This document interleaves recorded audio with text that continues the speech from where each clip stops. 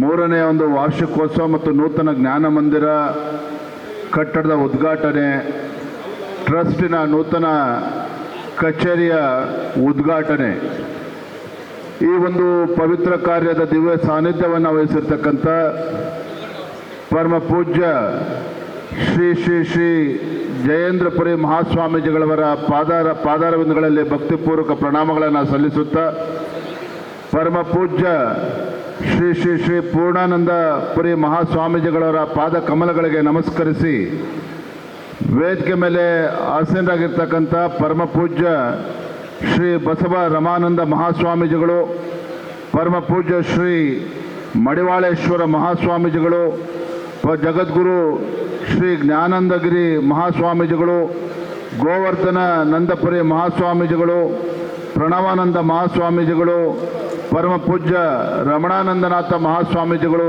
ವೇದಿಕೆ ಮೇಲೆ ಆಸೀನರಾಗಿರ್ತಕ್ಕಂಥ ಎಲ್ಲ ಪರಮ ಪೂಜ್ಯ ಸ್ವಾಮೀಜಿಗಳ ಪಾದಾರವಿಂದಗಳಲ್ಲಿ ನಮಸ್ಕರಿಸಿ, ವೇದಿಕೆ ಮೇಲೆ ಆಸೀನರಾಗಿರ್ತಕ್ಕಂಥ ಈ ಕಾರ್ಯಕ್ರಮದ ಅಧ್ಯಕ್ಷತೆಯನ್ನು ವಹಿಸಿಕೊಂಡಿರ್ತಕ್ಕಂಥ ಆತ್ಮೀಯರಾಗಿರ್ತಕ್ಕಂಥ ವೇಣುಗೋಪಾಲ್ರವರೇ, ಜಿಲ್ಲೆಯ ಭಾರತೀಯ ಜನತಾ ಪಾರ್ಟಿಯ ಅಧ್ಯಕ್ಷರಾಗಿರ್ತಕ್ಕಂಥ ರಾಮಕೃಷ್ಣಪ್ಪನವರೇ, ಮಾಜಿ ಶಾಸಕರು ಆತ್ಮೀಯರಾಗಿರ್ತಕ್ಕಂಥ ನಾಗರಾಜಣ್ಣ ಅವರೇ, ಚೌಧರಿ ಅವರೇ, ರೆಡ್ ಕ್ರಾಸ್ ಸಂಸ್ಥೆಯ ಅಧ್ಯಕ್ಷರು ಕೂಡ ವೇದಿಕೆ ಮೇಲಿದ್ದಾರೆ. ವೇದಿಕೆ ಮೇಲೆ ಆಸೀನರಾಗಿರ್ತಕ್ಕಂಥ ಎಲ್ಲ ಗಣ್ಯಮಾನ್ಯರೇ, ವೇದಿಕೆ ಮುಂಭಾಗದಲ್ಲಿ ಆಸೀನರಾಗಿರ್ತಕ್ಕಂಥ ಎಲ್ಲ ಸದ್ಭಕ್ತರೇ, ನನಗೆ ಇವತ್ತು ಈ ವೇದಿಕೆಯಲ್ಲಿ ಹೇಳ್ಕೊಳ್ಳೋದಕ್ಕೆ ನನಗೇನೂ ಕೂಡ ಸಂಕೋಚ ಇಲ್ಲ.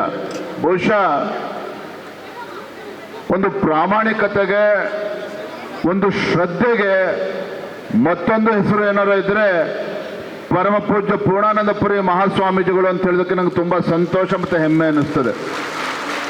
ಸ್ವಾಮೀಜಿಗಳು ಈ ಪವಿತ್ರ ಜವಾಬ್ದಾರಿಯನ್ನು ಸ್ವೀಕಾರ ಮಾಡುವ ಮುಂಚಿತವಾಗಿ ಏನು ಪೂಜ್ಯ ತಂದೆಯವರು ಸನ್ಮಾನ್ಯ BS ಯಡಿಯೂರಪ್ಪನವರು ರಾಜ್ಯದ ಮುಖ್ಯಮಂತ್ರಿಗಳು ಇದ್ದಾಗ, ನಮ್ಗೆ ಯಾಕೆ ಸ್ವಾಮೀಜಿಗಳ ಬಗ್ಗೆ ಗೌರವ ಅಂತ ಹೇಳಿದ್ರೆ, ಅಧಿಕಾರ ಇದ್ದಾಗ ಯಾರು ಹೇಗೆ ನಡ್ಕೊಳ್ತಾರೆ ನಾವೆಲ್ಲವನ್ನು ಕೂಡ ನಾವು ನೋಡಿದ್ದೀವಿ, ತಾವುಗಳು ನೋಡಿದ್ದೀರಿ. ಆದರೆ ಅಧಿಕಾರ ಇರಲಿ, ಅಧಿಕಾರ ಇಲ್ಲದೆ ಇರಲಿ, ಯಡಿಯೂರಪ್ಪನವರಿಗೆ ಕಷ್ಟ ದಿನಗಳಲ್ಲಿ ರಾಜಕೀಯ ಏಳು ಬೀಳುಗಳು ಇದ್ದಂಥ ಸಂದರ್ಭದಲ್ಲಿ ಯಡಿಯೂರಪ್ಪನವರಿಗೆ ಹೆಗಲಿಗೆ ಹೆಗಲು ಕೊಟ್ಟು ಅವರಿಗೊಂದು ನೈತಿಕ ಸ್ಥೈರ್ಯವನ್ನು ತಂದುಕೊಟ್ಟಿರ್ತಕ್ಕಂಥ ಪೂಜ್ಯರು ಯಾರು, ಅದು ನಮ್ಮ ಪೂರ್ಣಾನಂದ ಪುರಿ ಸ್ವಾಮೀಜಿಗಳು ಅಂತ ಹೇಳೋದಕ್ಕೆ ನನಗೆ ತುಂಬ ಸಂತೋಷ ಆಗ್ತದೆ. ಯಾಕೆ ಅಂತ ಹೇಳಿದ್ರೆ, ಇವತ್ತು ರಾಜಕೀಯ ಕ್ಷೇತ್ರ ಇರ್ಬೋದು, ಯಾವುದೇ ಕ್ಷೇತ್ರಗಳಲ್ಲಿರ್ಬೋದು,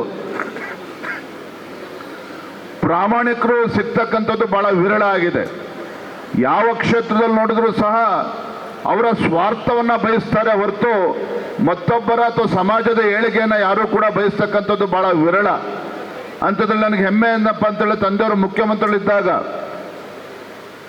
ಈಗಿರ್ತಕ್ಕಂಥ ಸ್ವಾಮೀಜಿಗಳು, ಅಂದಿನ ಪುಟ್ಟಸ್ವಾಮಿ ಅವರು ಮುಖ್ಯಮಂತ್ರಿಗಳ ರಾಜಕೀಯ ಕಾರ್ಯದರ್ಶಿಗಳಿದ್ದಾಗ ಇಲ್ಲಿ ನಮಗೆ 10 ಎಕರೆ ಜಮೀನು ಬೇಕು, ನಮ್ಮ ಸಮಾಜದ ಅಭಿವೃದ್ಧಿಗೋಸ್ಕರ ಇಲ್ಲಿ ಒಂದು ಟ್ರಸ್ಟನ್ನು ಸ್ಥಾಪನೆ ಮಾಡ್ತೇವೆ ಅಂತ ಹೇಳಿದಾಗ ಯಡಿಯೂರಪ್ಪರು ತಂದೆಯವರು ಭಾಳ ಸಂತೋಷದಲ್ಲಿ ಜಮೀನನ್ನು ಕೊಟ್ಟೋದಕ್ಕೆ ಅನುದಾನನ ಕೊಟ್ಟರು. ಆದರೆ ಇವತ್ತು ನನಗೆ ಅನಿಸ್ತಾ ಇದೆ, ಆ ಕೊಟ್ಟಂಥ ಹಣ ಎಷ್ಟು ಸದ್ಬಳಕೆ ಆಗಿದೆ, ಎಷ್ಟು ಸಮಾಜಕ್ಕೆ ಇವತ್ತು ಅನುಕೂಲ ಆಗ್ತಕ್ಕಂಥ ನಿಟ್ಟಿನಲ್ಲಿ ಇವತ್ತು ಸ್ವಾಮೀಜಿಗಳು ಪರಮ ಪೂಜ್ಯರು ಇವತ್ತು ಸಮಾಜಮುಖಿಯಾಗಿ ಇವತ್ತು ಸೇವೆಯನ್ನು ಸಲ್ಲಿಸ್ತಾ ಇರ್ತಕ್ಕಂಥದ್ದು ನಮಗೂ ಎಲ್ಲ ಒಂದು ಕಡೆ ಒಂದು ಸಾರ್ಥಕತೆ, ಒಂದು ಭಾವನೆ ಇವತ್ತು ಮೂಡಿದೆ ಅನ್ನೋ ಮಾತನ್ನು ಹೇಳ್ತಾ, ದಯವಿಟ್ಟು ವೇದಿಕೆ ಮೇಲಿರ್ತಕ್ಕಂಥ ಪರಮ ಪೂಜ್ಯರು ಯಾರೂ ಕೂಡ ಅನ್ಯತಾ ಭಾವಿಸಬಾರ್ದು. 11 ಗಂಟೆಗೆ ಮತ್ತೊಂದು ಕಾರ್ಯಕ್ರಮ ಇದೆ.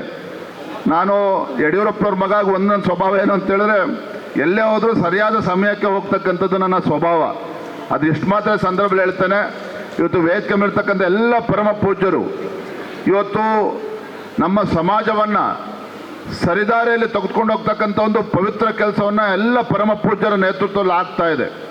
ಆದರೆ ವೇದಿಕೆ ಮುಂಭಾಗದಲ್ಲಿರ್ತಕ್ಕಂಥ ನಾವುಗಳು, ವೇದಿಕೆ ಮೇಲಿರ್ತಕ್ಕಂಥ ಕೆಲ ಗಣ್ಯರಿಗೆ ನಾನು ಹೇಳ್ತಕ್ಕಂಥದ್ದು ಇಷ್ಟೇ, ಸಮಾಜವನ್ನು ತಿದ್ದುವುದ್ರ ಜೊತೆಗೆ ಸಮಾಜವನ್ನು ಸರಿದಾರಿಯಲ್ಲಿ ತೆಗೆದುಕೊಂಡು ಹೋಗ್ತಕ್ಕಂಥ ಕರ್ತವ್ಯ ಕೇವಲ ಮಠಮಾನ್ಯಗಳಿಗೆ, ಸ್ವಾಮೀಜಿಗೆ ಸೀಮಿತ ಆಗದೇನೆ ನಾವೆಲ್ಲರೂ ಸಹ ಆ ಕರ್ತವ್ಯವನ್ನು ನಾವು ಕೂಡ ನಿರ್ವಹಿಸಬೇಕಾಗಿದೆ ಅನ್ನೋ ಮಾತನ್ನೇ ಸಂದರ್ಭದಲ್ಲಿ ಹೇಳ್ತಾ, ಒಂದೇ ಮಾತನ್ನು ನಾನು ಎಲ್ಲೇ ಹೋದ್ರೂ ಕೂಡ ಒಂದು ಮಾತನ್ನು ಹೇಳ್ತೇನೆ.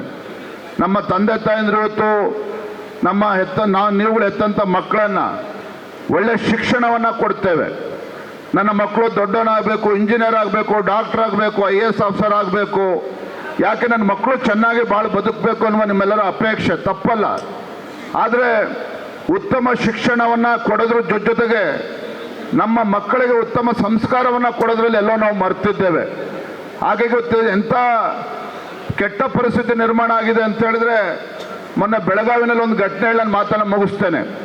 ತಂದೆಗೆ ಆರೋಗ್ಯ ಸರಿ ಇಲ್ಲ, ತಂದೆಗೆ ಆರೋಗ್ಯ ಸರಿ ಇಲ್ಲದೆ ಆಸ್ಪತ್ರೆಗೆ ದಾಖಲಾಗಿದ್ದಾರೆ. ಆಸ್ಪತ್ರೆ ವಾರ 8 ದಿನ ಆಗಿ ತಂದೆ ಆರೋಗ್ಯ ಗುಣಮುಖರಾದರೂ ಸಹ ಇಬ್ಬರು ಗಂಡು ಮಕ್ಕಳಿದ್ರೂ ಸಹ ತಂದೆಯವ್ರನ್ನ ಡಿಸ್ಚಾರ್ಜ್ ಮಾಡ್ಕೊಳ್ಳೋದಕ್ಕೆ ಹೋಗೋದಿಲ್ಲ. ಕಾರಣ ಏನು? ಅವ್ರಿಗೆಲ್ಲ ಒಂದು ಕಡೆ ತಂದೆ ತಾಯಿ ಒಂಥರ ಭಾರ ಅನ್ನಿಸ್ತಾ ಇದೆ. ಯಾರು ಇವರು ಹೆತ್ತಂತ ತಂದೆ ತಾಯಿ ಅಂದರು ಆಸ್ಪತ್ರೆಯಲ್ಲಿ ಇದ್ದಾರೋ ಅವರು ಮತ್ತೆ ಮನೆಗೆ ಬಂದು ನಮಗೆ ಭಾರ ಆಗ್ತದೆ, ಸ್ವಲ್ಪ ದಿನ ಆಸ್ಪತ್ರೆಯಲ್ಲೇ ಇರಲಿ ಅಂತಕ್ಕಂಥ ಘಟನೆನೂ ನಾವು ನೋಡಿದ್ದೇವೆ. ಮತ್ತೊಂದು ಕಡೆ ತಂದೆಗೆ ಆರೋಗ್ಯ ಸರಿಯಿಲ್ಲ ಅಂತೇಳಿ ಆಸ್ಪತ್ರೆಯಲ್ಲಿದ್ದಾಗ ಹೋಗಿ ತನ್ನ ಆಸ್ತಿಯನ್ನು ತನ್ನ ಹೆಸರಿಗೆ ಮಾಡ್ಕೊಳ್ತಕ್ಕಂಥ ಘಟನೆಗಳು ಕೂಡ ನಡೀತಾ ಇರ್ತಕ್ಕಂಥ ನಾವು ನೋಡ್ತಾ ಇದ್ದೇವೆ. ಇದು ಕಾರಣ ಏನು ಅಂತ ಹೇಳಿದ್ರೆ, ನಮ್ಮ ಮಕ್ಕಳಿಗೆ ಸಂಸ್ಕಾರವನ್ನು ಕೊಡೋದ್ರಲ್ಲಿ ಎಲ್ಲೋ ಒಂದು ಕಡೆ ನಾವು ಎಡವಿದ್ದೇವೆ. ಆ ನಿಟ್ಟಿನಲ್ಲಿ ನಾವೆಲ್ಲರೂ ಕೂಡ ನಾವು ಯೋಚನೆ ಮಾಡಬೇಕು, ಭಾಳ ಗಂಭೀರವಾಗಿ ಆಲೋಚನೆ ಮಾಡಬೇಕು.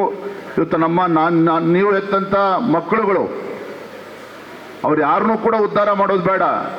ಹೆತ್ತಂಥ ತಂದೆ ತಾಯಂದ್ರಿಗೆ ಗೌರವ ಕೊಡ್ತಕ್ಕಂಥ ನಿಟ್ಟಿನಲ್ಲಿ ಸಮಾಜಕ್ಕೆ ಭಾರ ಆಗದ ರೀತಿಯಲ್ಲಿ ಅವರು ತಮ್ಮ ಜೀವನವನ್ನು ಸಾಗಿಸಿರೋ ಸಾಕು, ಅವರೇ ನಮಗೆ ದೊಡ್ಡ ಉಪಕಾರ ಮಾಡದಂತೆ. ಆ ನಿಟ್ಟಿನಲ್ಲಿ ನಮ್ಮ ಮಕ್ಕಳ ಬಗ್ಗೆ ಗಮನ ಹರಿಸ್ಬೇಕು ಅಂತ ಹೇಳ್ತಾ ಮತ್ತೊಮ್ಮೆ ವೇದಿಕೆ ಮೇಲಿರ್ತಕ್ಕಂಥ ಎಲ್ಲ ಪರಮ ಪೂಜ್ಯರ ಪಾದಾರವಿಂದಗಳಲ್ಲಿ ನನ್ನ ನಮಸ್ಕಾರಗಳನ್ನು ತಿಳಿಸ್ತಾ, ವೇದಿಕೆ ಮುಂಭಾಗದಲ್ಲಿ ದೊಡ್ಡ ಸಂಖ್ಯೆಯ ನಮ್ಮ ತಾಯಂದರು ಕೂಡ ತಾವಿದ್ದೀರಿ, ತಮ್ಮೆಲ್ಲರೂ ಕೂಡ ನನ್ನ ವಂದನೆಗಳನ್ನು ಸಲ್ಲಿಸ್ತಾ ನನ್ನ ಮಾತುಗಳಿಗೆ ವಿರಾಮಗಳನ್ನು ಹೇಳ್ತೇನೆ. ನಮಸ್ಕಾರ, ವಂದನೆಗಳು.